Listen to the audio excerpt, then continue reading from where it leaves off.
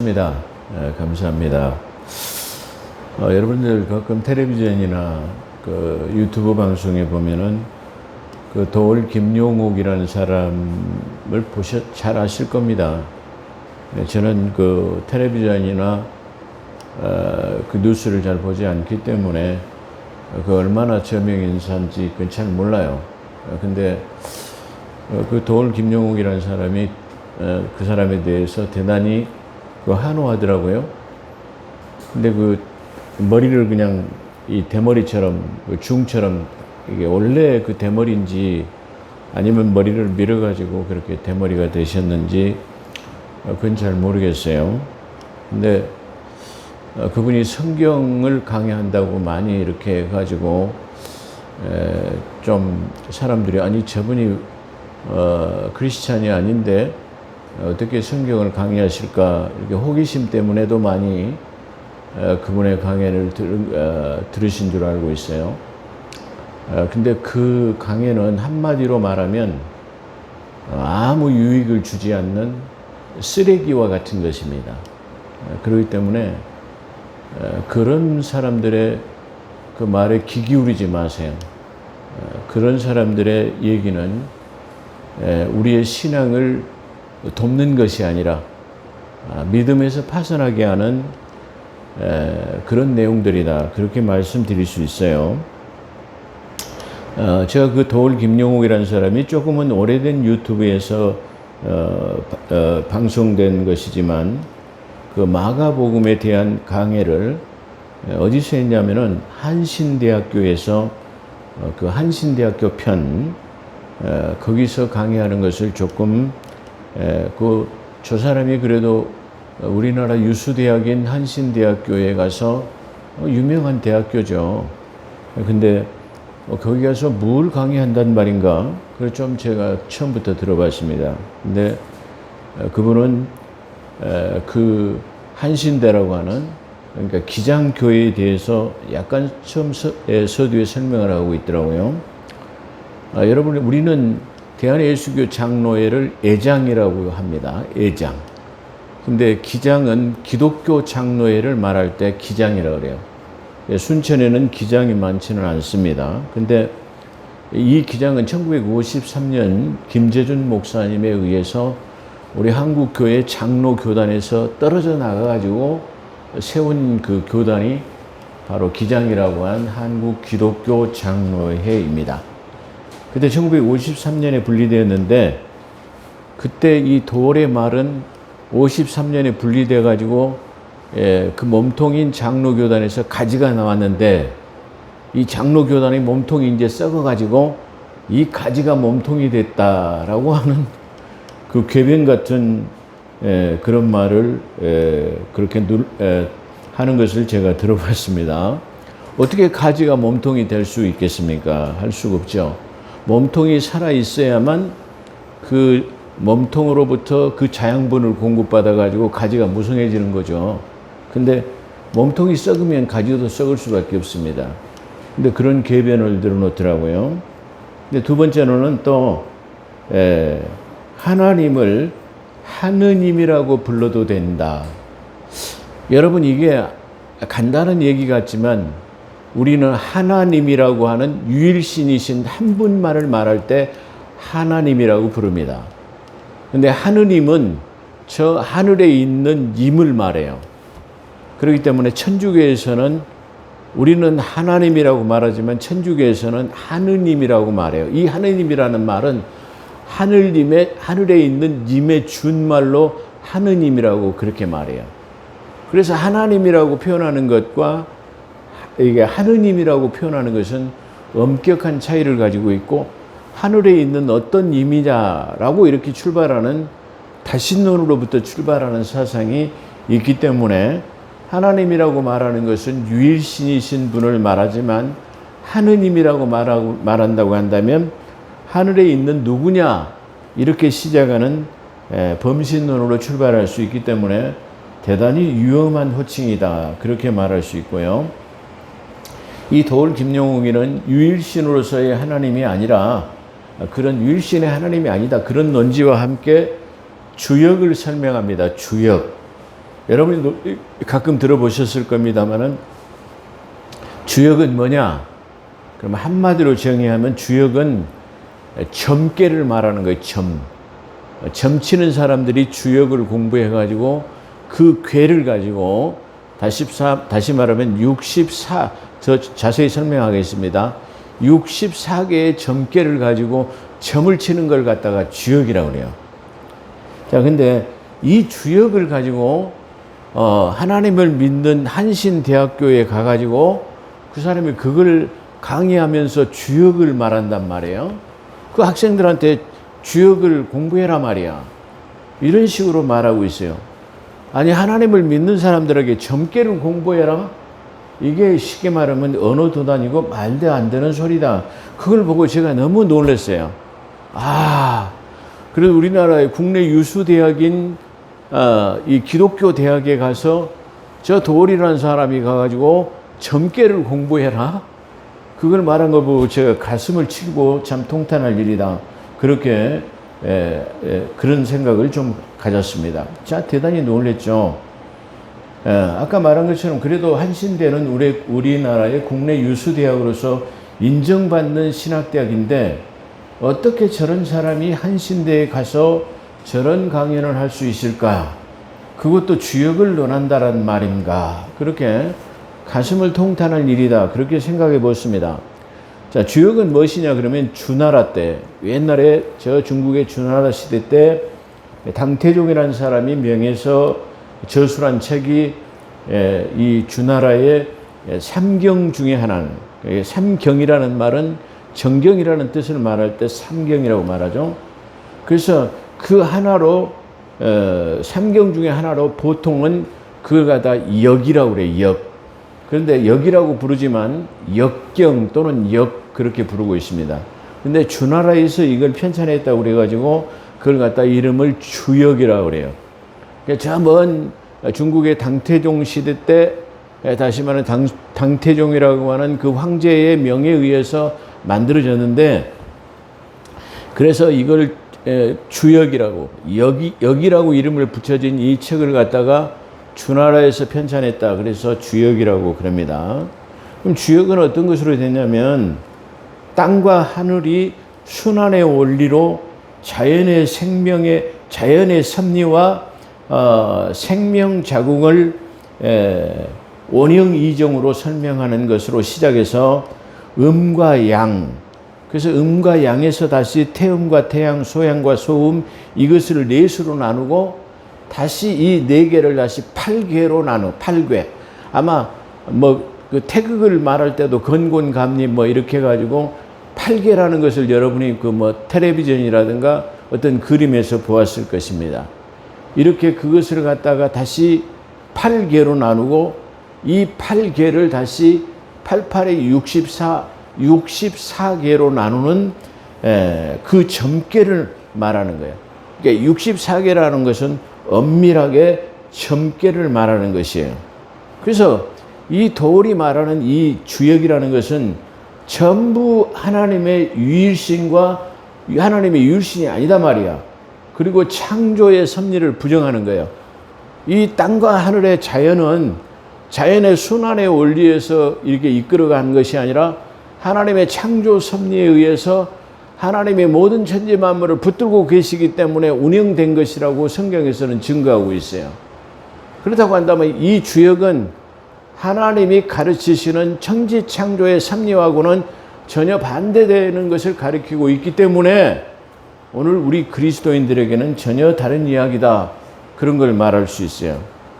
그렇기 때문에 행여나 여러분들이 도월의 얘기 같은 것은 우리 믿음의 사람으로서는 일고의 가치가 없다, 그렇게 생각해 볼 수 있어요. 그래서 이 도월의 사상은, 이 주역의 사상은 하나님의 유일신과 창조 섭리를 부정하는 것입니다. 그런데 그것을 유수대학인 한신대학교에서 강의한다? 정말로 이것은 웃기는 이야기가 아닐 수가 없습니다. 한신대학은 원래 이 신학자들이 신정통주의라고 표방하고 있습니다.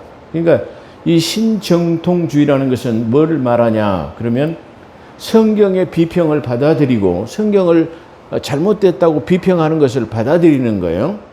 그걸 받아들이고 과학적인 탐구나 가설, 그걸 갖다가 정당시 하는 것을 갖다가 신정통주의라고 합니다.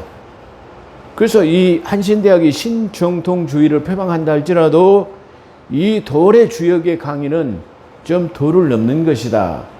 그렇게 생각해 볼 수 있습니다. 그래서 이거는 정말로 대단히 참 놀라운 일이고, 또 우리 이 기독교에서는 그것에 대해서 항의를 해야 될 것이며 동물에 대한 어떤 그 대책을 강구해야 되지 않겠나, 그런 생각을 한번 해보았습니다. 그래서 앞으로 여러분들이 유튜브 방송이나 또는 어떤 그 공중파 방송을 통해서 도울의 얘기는 우리 그리스도인과는 전혀 다른 것이다. 저 사람들은 우리 기독교를 반대하는 안티크리스트에 불과한 사람들이다. 그렇게 생각하셔도 좋을 것이다. 그렇게 생각을 한번 해보았습니다.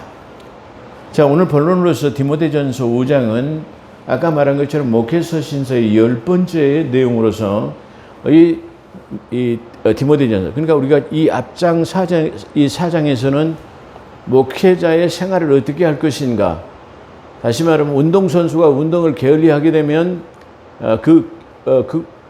극대화를 할 수가 없다. 그 효력을 극대화할 수 없다.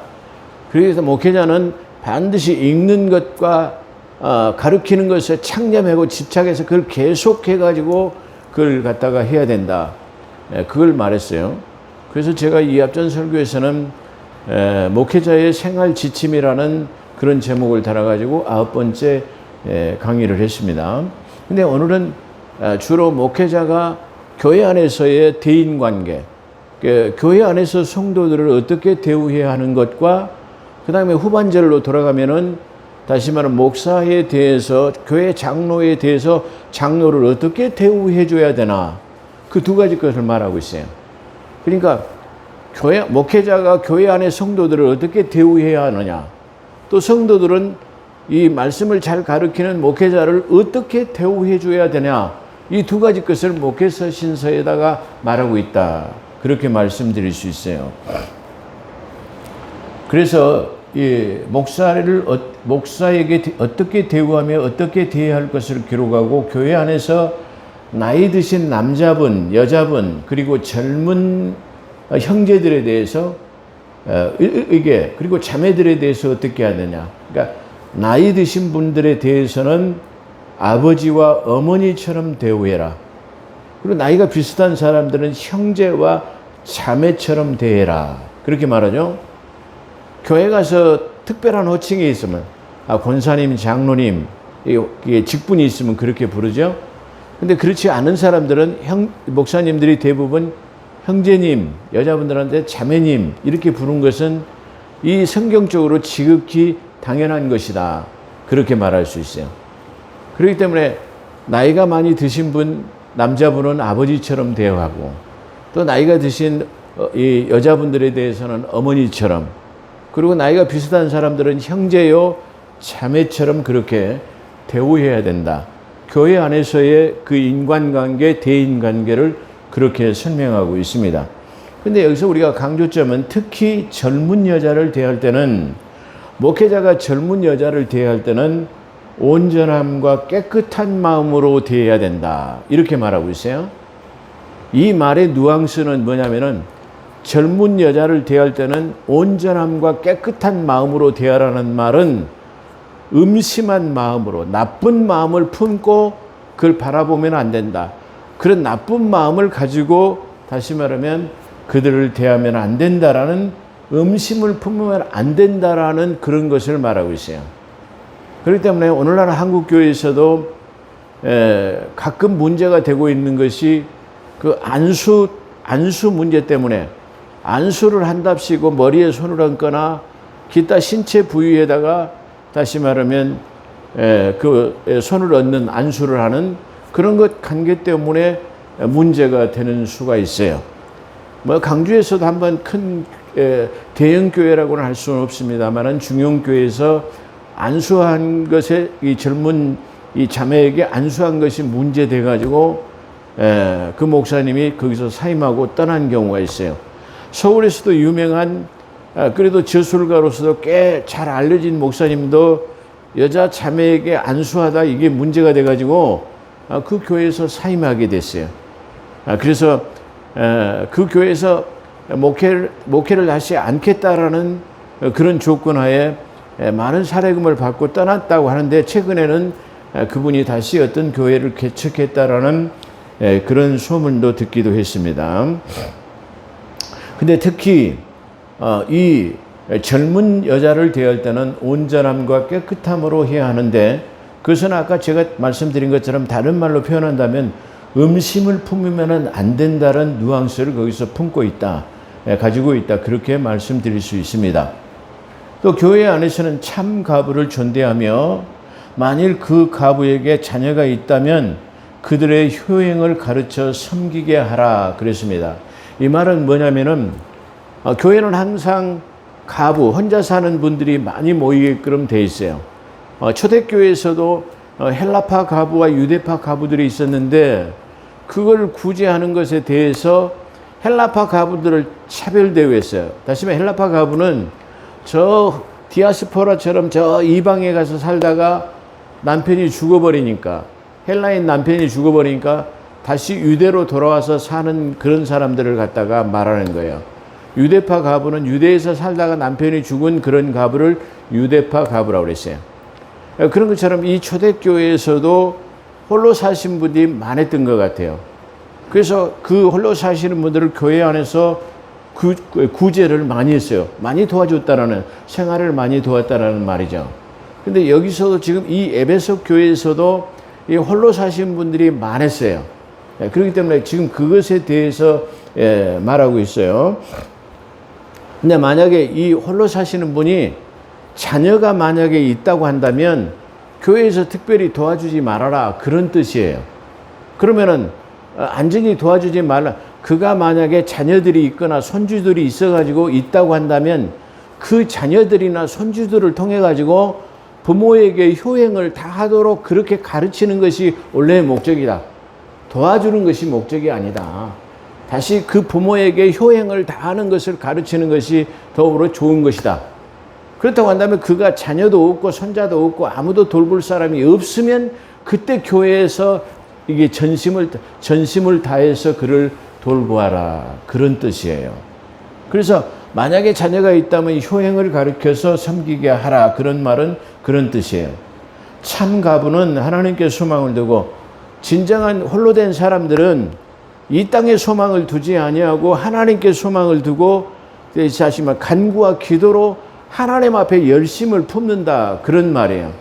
근데 젊은 가부들은 다시 말하면 재혼을 해가지고 어떻게 하면 좋은 남자를 만날까, 어떻게 하면 남은 삶을 좀 즐겁게 살까, 이렇게 하는데 더 신경을 쓰기 때문에 그런 젊은 가부에 대해서는 특별하게 교회 명부에다 올려가지고 그를 도우려고 생각하지 말아라. 반대로 오히려 그 젊은 가부에 대해서는 좋은 혼처자리가 있으면, 다시 말하면 재혼하게 해가지고, 다시 말하면 재혼해서 자녀들을 낳고 자녀들을 낳아가지고, 다시 말하면 자녀들을 양육하게 되면 다른 것에 대해 신경 쓸 겨를이 없도록 해라, 그런 내용이에요. 자, 이 말은 무슨 말이냐면은, 자, 여자들이 자녀를 낳게 되면 그렇잖아요. 모유를 수유해야 하고, 지금은 뭐 다 옛날 시대하고는 다르기 때문에 좀 다르긴 합니다만은, 오줌똥을 싸면 걸레를 빨아야 되고, 빨래하고, 밥을 지어야 되고, 뭐 기타 등등 할 일이 많아요. 허리가 쉬죠. 그렇게 하면 그 자녀를 양육하고 집안 살림하는 것 때문에 다른 데 밖에다가 신경 쓸 여력이 없어요. 그러죠? 그래서 유혹받을 만한 장소나 다른 것을 생각할 시간이 없도록 한다라는 것이 이 지금 에베소 교회를 향한 편지의 내용이다. 그렇게 삶을 살면 되면 다른 데 신경 쓸 겨를이 없다, 그런 말이에요. 현대하고는 좀 다르죠. 현대는 아이를 낳지 않고 다 편해요. 그렇죠. 편하기 때문에 빨래도 뭐 세탁기에다 하면 되고, 밥도 그냥 이게 보답만 누르면 되기도 하고 뭐 그렇기 때문에 뭐 청소도 뭐 자연적으로 뭐 자동 기계가 있어고 돌려놓으면 다 지가 돌아가면서 하기 때문에 뭐 필요가 없어요. 그러니까 시간이 많이 남아요. 그러니까 시간이 많이 남으니까 어떻게 해요? 막 쇼핑을 한다든가 뭐 다른데 기타 등등 신경을 쓰는 시간이 유혹을 받을 만한 시간을 상상을 많이 하기 때문에 그런 것들을 할 수 없도록 그렇게 하는 것이 좋다라는 그런 뜻이에요. 그래서 참가부는 하나님께 소망을 두고 항상 간구와 기도로 힘쓰지만 향락을 즐기는, 쾌락을 즐기면 어떻게 돼? 젊은 가부들이 만약에 향락을 즐긴다 하면 지옥을 가게 된다. 예, 죽게 된다. 그런 표현으로 사용하고 있죠. 특히 믿음의 사람들은, 특히 여기서 강조하는 것은 특히 우리 믿음의 사람들이 살아가는 이 쉽게 말하면 대인 관계 중에서도 이렇게 많은 대인 관계를 좋은 관계로 어머니처럼 아버지처럼 형제처럼 자매처럼 이렇게 대하고 참 가부는 교회에서 그들을 어떻게 선대하며 젊은 가부들은 어떻게 해야 될 것인가를 여기서 지금 설명하고 있어요. 이 내용은 어떻게 보면 너무나 단조롭고 쉬운 얘기 같아요. 그러나 이것은 교회 안에서 지금 이런 일들이 교회 안에서 이루어지고 있지 않다고 한다면 교회 안에서의 커뮤니케이션, 교제는 전혀 잘못되어지고 있다는 것을 우리에게 말하고 있다. 그런 말이에요. 자, 그렇다고 한다면 교회 안에서 대인관계만 말한다고 하는 것이 아니라 이 다음에는 누구를 말하는, 특히 믿음의 사람들은 자기 친족들에게 잘해야 돼요. 친족이라고 하는 것은 그야말로 내 육정을 통해서 이게 형제요 자매, 다시 말하면 내 친형제를 말하는 거죠. 이 친족들에게 다시 말하면 자네도 이모, 고모, 뭐 예를 들어서 표현한다면 뭐 삼촌, 뭐 이런 사람들에게, 자기 친족들에게, 작은아버지, 큰아버지, 뭐 이런 사람들에게 잘하라는 거예요. 그래서 친족들에게도 잘할 뿐만 아니라 특히 뭐 해야 되냐면 자기 가족들에게 잘해야 된다라는 말이에요. 이 앞전에 디모데전서 3장에 보게 되면 목사의 아내에 대해서는 언급하고 있지 않은데 집사의 아내에 대해서는 언급하고 있다라는 중요한 점을 말했는데 왜 그럴까 저러고 많이 묵상을 해봤어요. 근데 목사의 아내는 다시 말하면 불신자가 없어요. 다 사모로서 다 믿는 사람이에요. 근데 집사의 아내 된 사람은 남편은 믿는데 아내를 안 믿는다든가 아니면 아내는 믿는데 남편을 안 믿는다든가 그런 사람들이 많아요. 왜 그렇죠? 그 중요한 원인은 남편이 집에 아내에 대해서 소중하거나 아내를 잘 쉽게 말하면 보호하지 못하고 아내에 대한 의무를 제대로 안기 때문에 제가 하나님을 믿는다고 하면서 하는 꼬라지는 이렇게 생각하니까 아내에게 불신을 주는 거예요. 덕을 세우지 못하기 때문에 아내가 다시 말하면 남편을 따라서 교회 안 오는 거예요.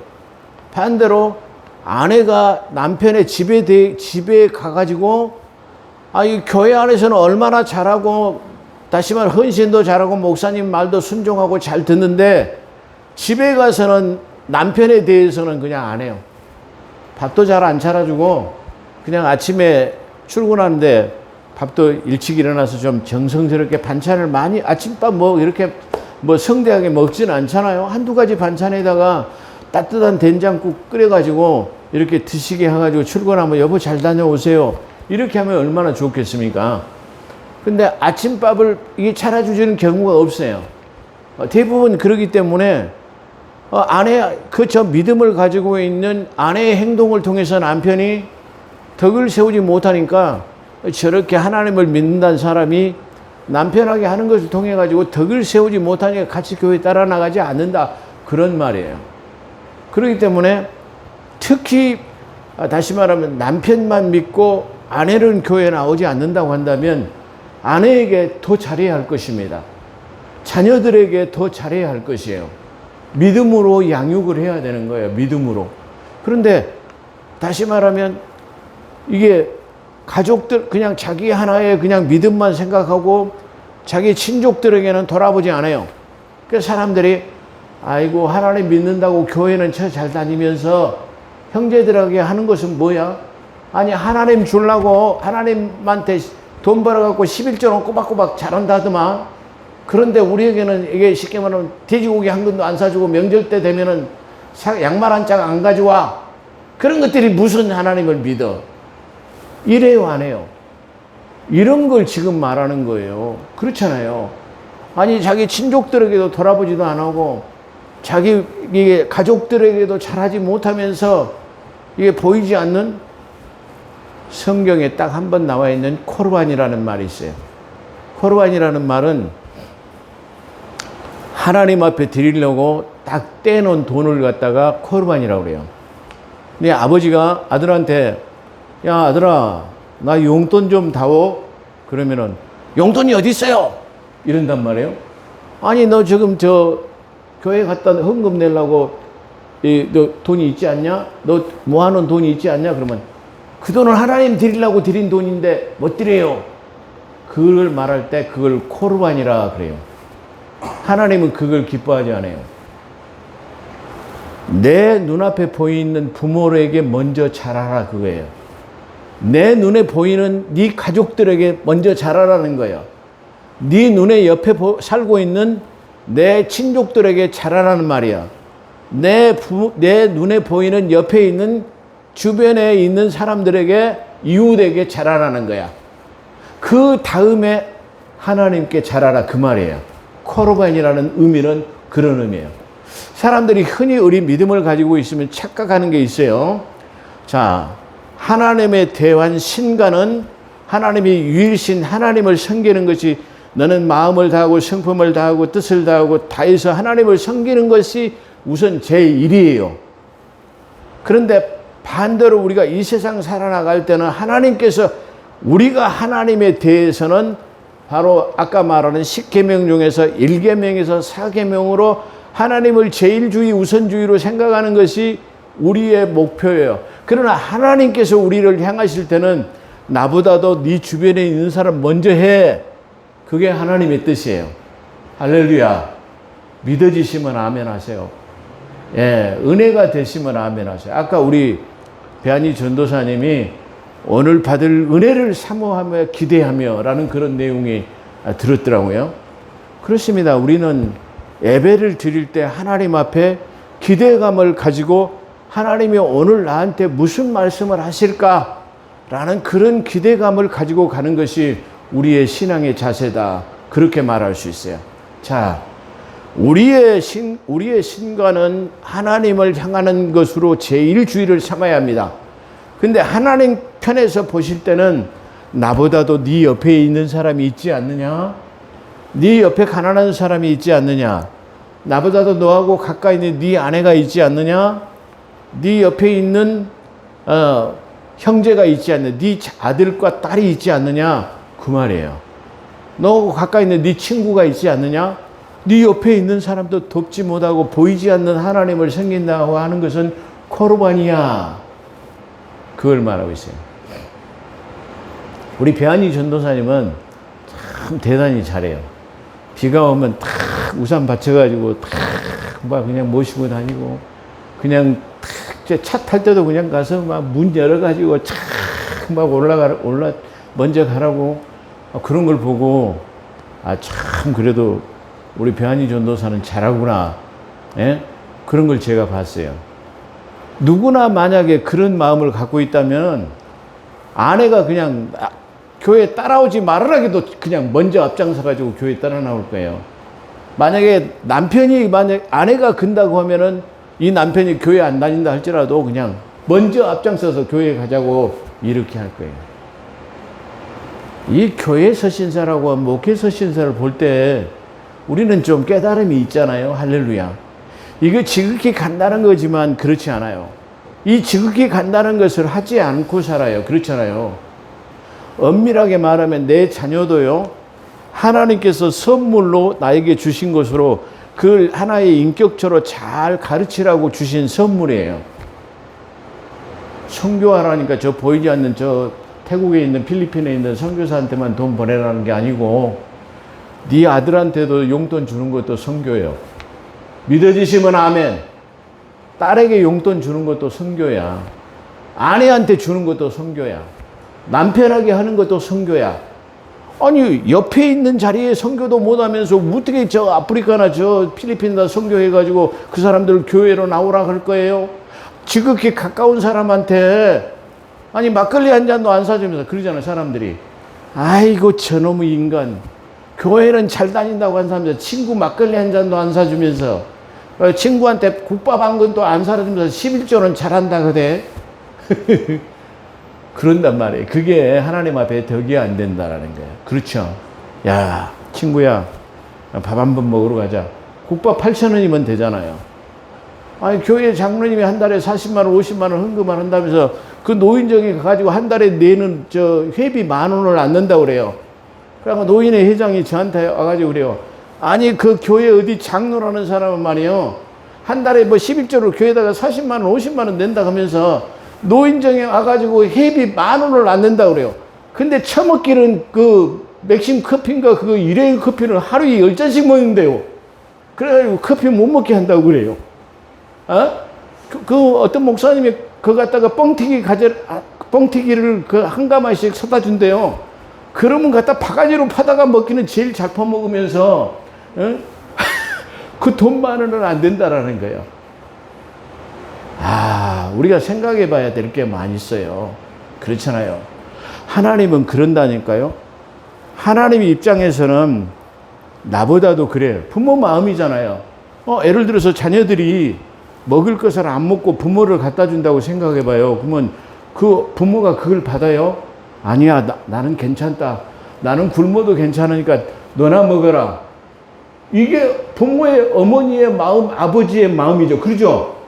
이게 하나님의 마음이라니까요. 근데 우리가 착각하고 잘못 생각하고 살아간다라는 거예요. 그렇기 때문에 오늘 우리는 이 간단한 진리 속에서 간단한 내용 같지만은 눈에 보이는 내 형제에게 잘해야 돼요. 눈에 보이는 내 부모에게 잘해야 돼요. 눈에 보이는 부모에게도 못하는 사람이고 누구에게 관계를 좋게 가질 수 있다는 말인가요? 그렇잖아요. 저는 제 자녀들이 있지만 지금까지 내 자녀들이 잘못된다고 뭐 심하게 꾸중하거나 이렇게 머리통 한 대를 때려보질 않았어요. 너 왜 그래? 해철이 가지고 해철이 종아리 한번 때려보지 않았어요. 왜? 하나님의 말씀으로 그냥 잘 가르치면 지들이 잘 따라오겠지라고. 우리 아들이 있잖아요. 우리 아들 저한테 군밤 한번 꿀밤 한번 맞아보지 않아요. 해철이 한번 때려보지 않았어요. 예. 그 왜 그러죠? 나에게 맡긴 선물인데 소중하게 그래도 그들의 인격체를 가지고 잘 성장하고 믿음 안에서 성장하기를 바라지, 뭐 구타하고 때리고 뭐 한다고 그래갖고 될 일은 아니잖아요. 그들이 어려움을 당했었던 아버지로서의 어머니로서 도와주는 것이 의무지, 뭐 질책하고 잘못하고 때리고 뭐 그런 것은 아니다라고 생각해 보는 것을 말하고 있습니다. 그래서 특히 믿음의 사람들은 자기 친족과 가족들에게 잘해야 합니다. 친족과 가족을 잘 돌보지 못하면서, 그렇죠, 이 사람들 그 친족과 가족을 잘 돌보지 못하면 믿음을 배반한 불신자보다 못한 사람이다. 뭐 이 성경에서 하나님이 이렇게 말하고 있어요. 아니 보이는 친족하고 가족에게도 잘못하면은 하나님 믿지 않는 배반하는 배역한 자들보다도 더 어떤 사람이라고? 악한 사람이다라고 정의하고 있어요. 여러분, 하나님을 섬기는 것도 중요해요. 그렇죠. 근데 내 옆에 있는, 그러잖아요. 주여 주여 하는 자마다 천국에 올 자가 아니요 아버지의 뜻대로 행하는 자가 저 천국에 온다. 주님께서 그랬어요. 그래서 그러면 어떻게 하는 사람이 천국에 오죠? 네가 헐벗었을 때, 굶주렸을 때, 또 아팠을 때, 뭐 기타 등등 뭐 이렇게 그러잖아요. 그런 사람에게 한 것이 곧 내게 한 것이다 그래요.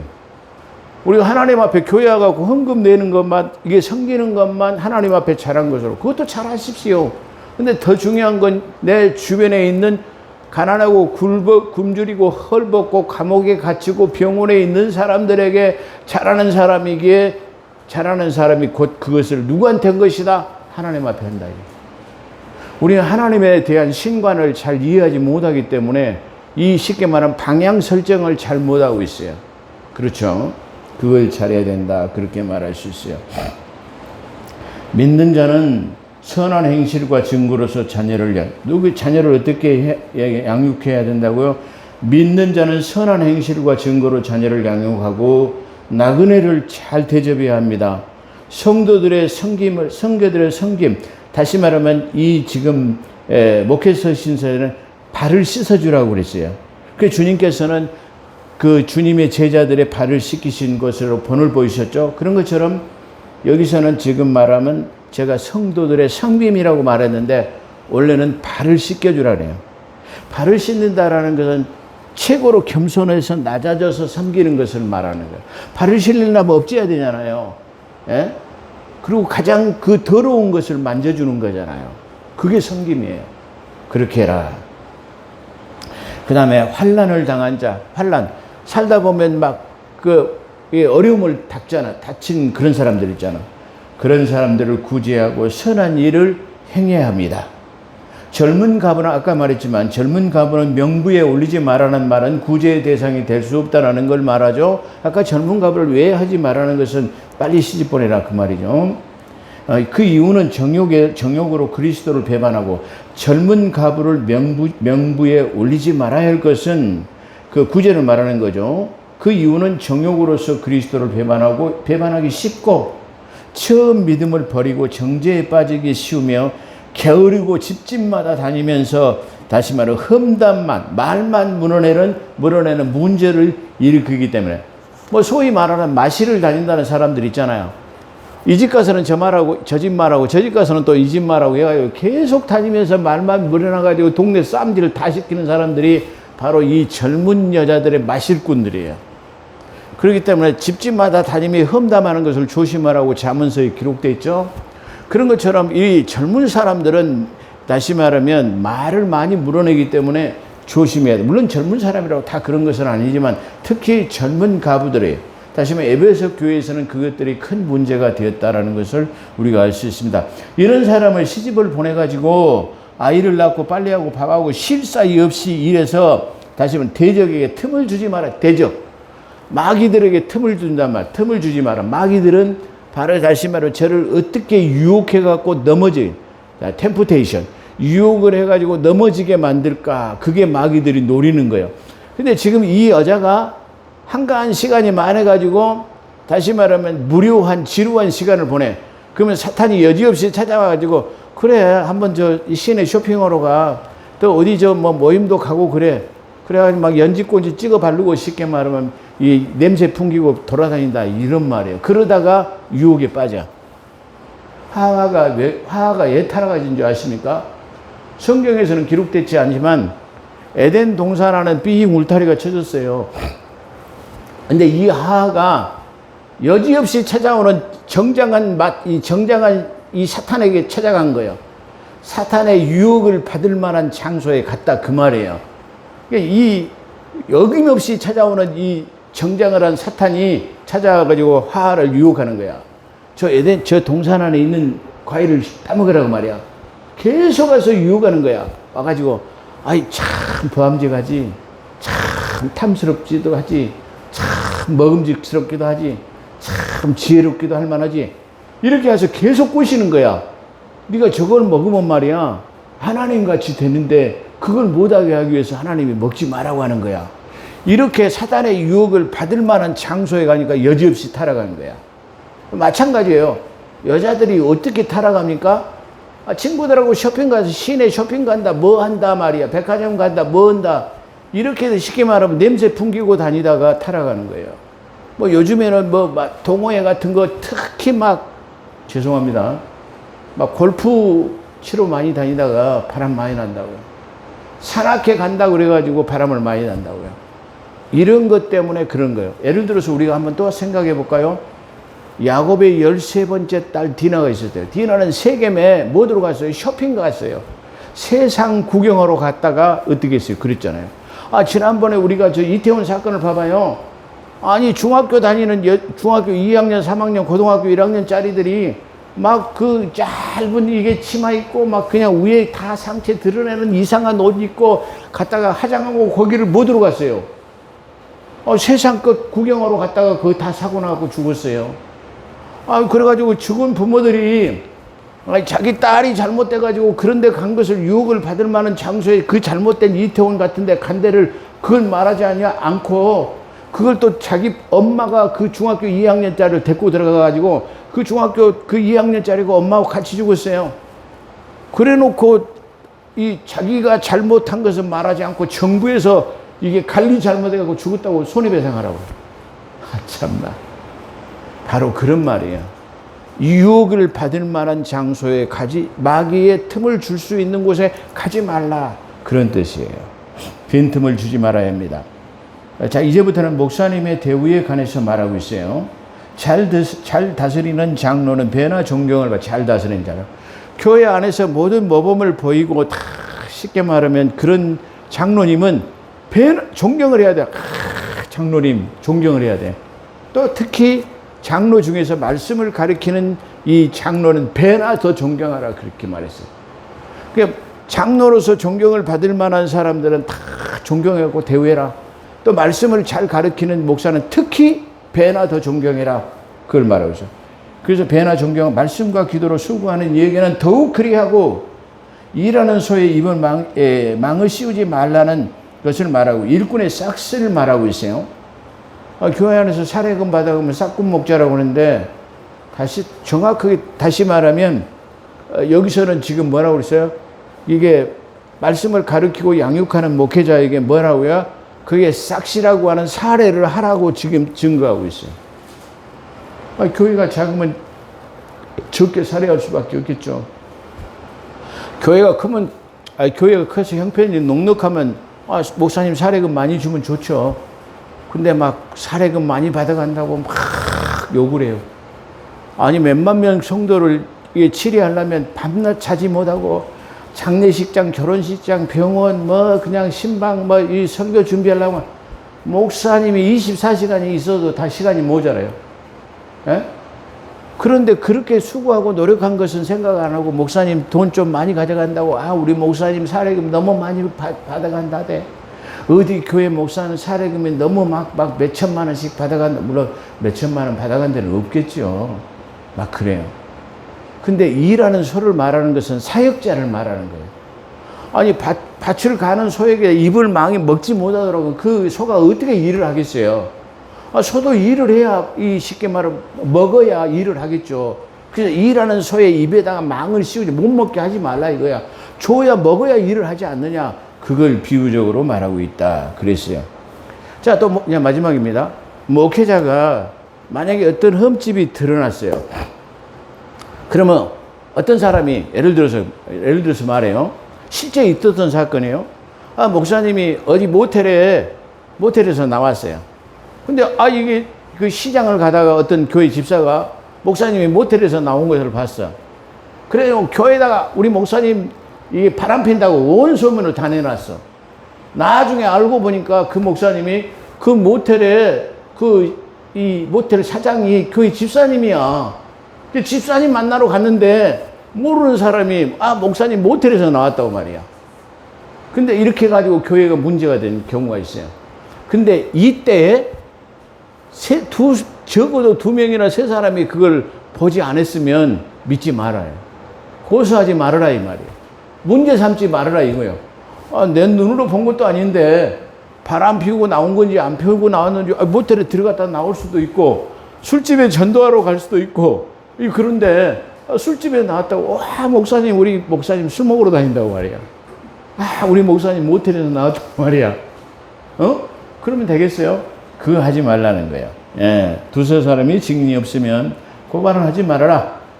교회 안에서 범죄하면, 교회 안에서 범죄한 사람 앞에서는 다시 말하면, 뭐라고요? 공개적으로 대놓고 꾸짖으란 말이야. 그렇게 하면 안 돼! 말이야. 이렇게 공개적으로 하란 말이야. 그러면 그걸 듣고 옆에 사람들이, 아이고, 나도 만약에 저렇게 잘못하면 그냥 대놓고 공개적으로 이렇게 하면 나도 그럴까 봐 내가 조심해야지. 이런 경각심을 갖는다. 그런 말이에요. 그래서 교회 안에서 범죄하면 사람 앞에서 꾸짖고 사람들 앞에서 꾸짖는 나머지 이거 그렇게 하는 이유는 나머지 사람들에게 두려워하게 하는 것이다. 경각심을 갖도록 하는 것이다. 그렇게 말해요. 자, 목사는 편견이 없어야 돼요. 그 헌금 많이 하니까 그냥 막 우리 집사님 막 어쩌고 하고 헌금 적게 낸 사람은 그냥 터진 꽁알처럼 쉽게 말하면 터진 김밥처럼 그렇게 생각하지 말고 편견이 없이 교회 좀 잘하나 못하나 편견이 없이 해야 되고 그 다음에 불공평하게 누구 처우를 대신하지 똑같은 쉽게 말하면 그 편견이 없이 대우해야 된다 그런 말이에요.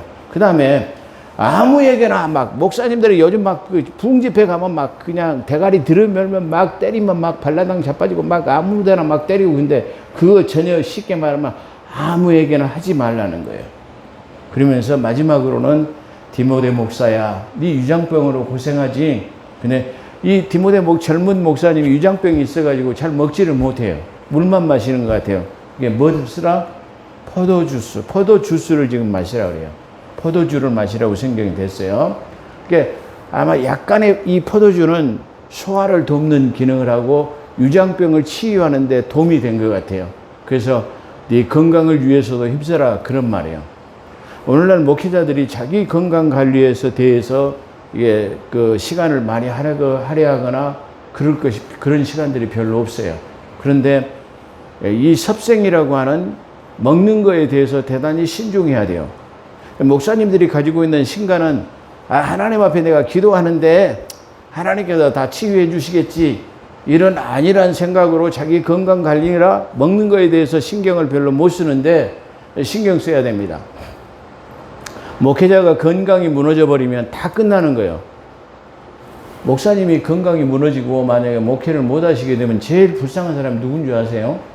목사님 당사자보다 사모님이에요. 사모님.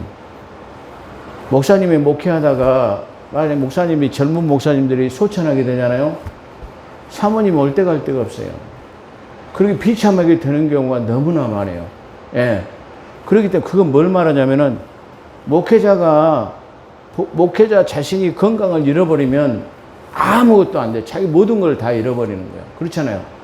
내가 천하를 얻고도 내 목숨을, 내 건강을 잃어버리면 다 필요가 없잖아요. 뭐 옛날에 그러잖아요. 뭐 돈을 잃으면 뭐 조금 잃은 것이요. 명예를 잃으면 좀 많이 잃은 것이요. 건강을 잃으면 전부 다 잃는 것이다. 그러잖아요. 근데 지금은 다 성도 여러분들도 마찬가지고 목회자들도 건강에 유의해야 돼요. 왜 그러냐? 그러면 환경의 변화를 통해 가지고 지금 모든 우리가 섭생, 먹는 것으로서는 제대로 이 영양분을 섭취할 수가 없어요. 자, 예를 들어서 우리가 한 20여 년 전에는 이 감귤 하나를 먹으면 그 감귤 하나에서부터 쉽게 말해 충분한 비타민을 공급을 받아요. 어쩌다 하나씩 먹어도 충분하게 다시 공급을 받아요. 근데 지금 항균과 공해 때문에 이 감귤이 제 기능을 못해요. 그렇기 때문에 20여 년 전에 이 감귤 하나를 먹었다면 지금 몇 개를 먹어야 되냐면 53개를 먹어야 돼요. 근데 귤 한 번에 비타민 먹으려고 53개 먹을 수 있어요? 못 먹어요. 그게 뭐 해야 되냐? 그래서 그 비타민을 압축해 놓는 비타민 하나를 대신 먹으라 그 말이에요. 이해되시면 아멘. 이렇게 그런 걸 먹어야 돼요. 자, 제가 이 손톱이 약해가지고 조금만 건드리면 손톱이 깨져버려가지고 막 엄청 고통을 당해요. 그래서 우리 집사람이 어디 인터넷 펴고 이거 뭐 드시면 괜찮다고 인터넷을 시켜갖고 그걸 먹었어요. 거짓말처럼 싹 나서가지고 지금 손톱이 안 깨져요. 다시 말하면 이렇게 지금 우리가 먹는 것 중에서는 제대로 우리 몸 안에서 요구하는 것을 제대로 먹지 못할 수가 있어요. 그렇기 때문에 지금 우리가 먹는 야채나 그 쉽게 말하면 과일 속에서 제대로 이 자양분을 공급받지 못하기 때문에 그럼 뭐 해야 되냐? 뭐 칼슘이라든가 뭐 알로에라든가 뭐 기타 등등 뭐 여러 가지 영양제가 나오잖아요. 그거 드셔야 돼요. 왜 드셔야 되냐? 지금 환경으로서 채소나 과일 중에서 그 우리가 먹는 것으로 영양 공급하기는 좀 부족해요. 바다의 생선 같은 것도 마찬가지예요. 육류도 마찬가지. 다 공급을 못 받아요. 그렇기 때문에 자꾸만 이런 보조식품이 개발이 되는 거예요. 근데 지금은 그걸 안 먹으면 안 돼요. 자, 지금 이 중요한 것은 이 사도 바울이 디모데 목사에게 지금 뭘 하고 있어요? 먹는 것에, 이 포도주라는 것에 대해서 신경을 써라. 네 건강관리에 신경 써라. 그건 말하는 거예요. 그렇기 때문에 오늘날 살아가는 우리도 역시 마찬가지로 건강에 유의하려면 먹는 것뿐만 아니라 주변의 보조식품을 통해서도 건강을 유지할 수 있다는 것을, 그게 맹목적인 맹신이 아닌 지극히 성경적인 것으로 우리는 돌아가요. 약도 자연 만물, 히포크라테스가 그랬잖아요. 의성이라고 하는 히포크라테스. 우리의 치료의 근원은 전부 자연에 있다. 자연도 하나님이 주신 거예요. 다시 말하면 자연 추출물에서 얻은 것이 약이에요. 아니, 그런데 다시 말하면 특별 하나님의 계시는 우리가 받아들이면서 자연 계시는 안 받아들인다. 그거 아니잖아요. 이 자연 만물의 과일도 채소도 약도 다 자연에서 하나님께서 주신 추출물을 가지고 만들어 놓은 것이기 때문에 드셔도 괜찮아요. 그 맹목적인 것은 우리가 약 먹으면 안 된다. 그런 신과는 버려야 된다. 그런 말이에요. 자, 기도하겠습니다. 거룩하시고 자비로우신 하나님, 오늘 목회 서신서 10번째를 통해서 교회 안에서 대인 관계와 하나님 아버지 목회자를 어떻게 대우해야 할 것을 오늘 말씀하십니다. 이 내용들을 통해서 잘 박힌 못이 되게 하사 우리가 살아가면서 이걸 잘 지키는 복된 삶이 되게 도와 주옵소서. 함께 하신 것 감사하며 우리 구주 예수 그리스도 이름으로 감사기도 드리옵나이다. 아멘.